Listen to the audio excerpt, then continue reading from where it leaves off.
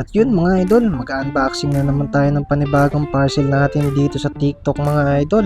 Dito ko nga pala binili to sa store na to mga idol, no? Tapos eto naman mga idol, yung kanilang variant, 69 pesos nga lang pala to mga idol, no? At kapag bumili ka ng dalawa mga idol, naka-free shipping na nga pala to. Bukod doon mga idol, nag-o-offer nga rin pala sila ng buy one take one. Kaya naman mga idol, napabili ako nito kasi kitang-kita ko na luma na yung motor natin mga idol. Kailangan na nating ma-restore yung itsura ng motor natin. Kailangan na natin mapakintab ulit. Car plastic restorer nga pala to mga idol. Mabisang mabisa to sa mga fairings ng motor. Lalo na kung yung fairings mo is maraming mat. At yun mga idol, binuksan ko na nga pala para masubukan na natin to sa motor natin. At dito sa part na to mga idol, i-spray na nga pala natin to sa tapalodo mga idol. Bali ang ginawa ko dito mga idol, tinakpan ko muna yung plaka ko mga idol, no?